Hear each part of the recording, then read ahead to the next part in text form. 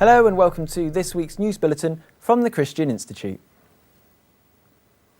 The new Archbishop of Canterbury, Justin Welby, has been accused of wavering over government plans to redefine marriage. Prior to taking up his new appointment, Archbishop Welby made his views on gay sex and marriage plain when he wrote, "Throughout the Bible, it is clear that the right place for sex is only within a committed heterosexual marriage." But when interviewed on LBC Radio this week, he said that he would be open to discussions on how gay marriage could work in a way that is acceptable to the church. He also said the government same-sex marriage bill doesn't introduce genuine equality. The comments have led some to wonder if the Archbishop is arguing in favour of civil partnerships for straight couples. But he did also say that he thought plans to redefine marriage were a radical change, adding, "I think we need to find ways of affirming the value of love that is in other relationships without taking away from the value of marriage as an institution." Meanwhile, the government has said that it will look at the need to protect public sector chaplains who disagree with its plans to redefine marriage. It follows the case of Rev Brian Ross, a chaplain at Strathclyde Police, who lost his job after he expressed support for traditional marriage on his personal internet blog. Conservative Tim Lawton highlighted the issue this week at a meeting of MPs looking at the government's same-sex couples bill. He also proposed an amendment to the bill, saying the new clause is about protecting liberties and the freedom of the individual to express themselves in a reasonable manner, adding that no one should be compelled to sacrifice their employment to protect their religious identity. But MPs Chris Bryant and Stephen Gilbert refused to acknowledge the concerns, saying that chaplains are entitled to their beliefs on marriage but should keep them to themselves when carrying out public duties. But Government Minister Hugh Robertson said, "We will take the matter away and look at it carefully and introduce changes to the bill if necessary." A pensioner who pulled down a 5-foot Easter cross and threw it into a duck pond got away with it because he's an atheist, according to Ann Widdecombe.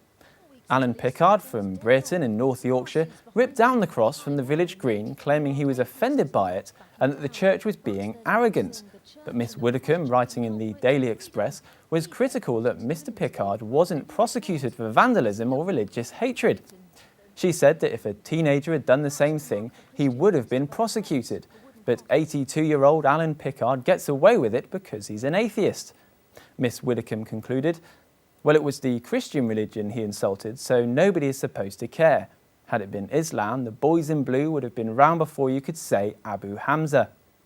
The cross is now standing in the churchyard of St John the Baptist Church. A proposal to restrict abortion provision in Northern Ireland to the NHS has been defeated following a lengthy and impassioned debate at Stormont. An amendment to the Criminal Justice Bill had been tabled by DUP and SDLP members, which aim to prevent Mary Stopes and other private providers from carrying out abortions in the province. Mary Stopes recently opened its first clinic in Belfast amid huge controversy and protest from pro-life groups.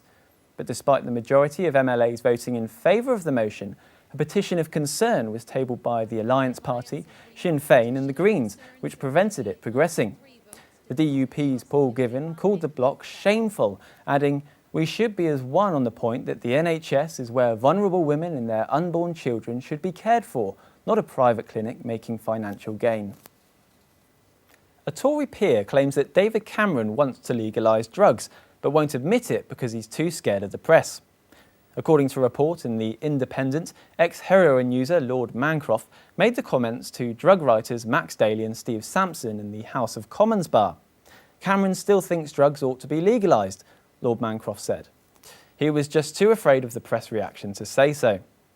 And Deputy Prime Minister Nick Clegg said a few months ago that the government should consider decriminalising some drugs. Meanwhile, a House of Commons Select Committee recently endorsed Portugal's new relaxed drug policy of replacing criminal penalties with treatment and counselling. Home Secretary Theresa May, who ordered the Portugal investigation, said, "We must continue to listen and learn from emerging trends, new evidence and international comparators." And finally, a man from Edinburgh with Lockedin Syndrome says it is possible to find meaning despite being in a shell of a body. Stuart Hepburn suffered a stroke 8 years ago which left him paralysed and initially unable to communicate. But following physiotherapy, he has been able to regain some movement in his right arm, allowing him to type words on a keyboard. Mr. Hepburn has written a book about his experience called A Most Curious Detour, and is now working to help others who find themselves in the same situation to himself. He says he also wants to change the focus of the current assisted suicide debate, as the high-profile case of Tony Nicholson is the only knowledge many people have of Lockedin Syndrome. Mr. Hepburn said, "The challenge for society and religious institutions is to manufacture an environment that people like Tony want to be a part of. If we created a world which they wanted to be a part of, then they would not want to leave it behind." Well, that's all for this week. For more information and regular updates on all of our stories, plus much more, visit our website at christian.org.uk. Until next time, goodbye.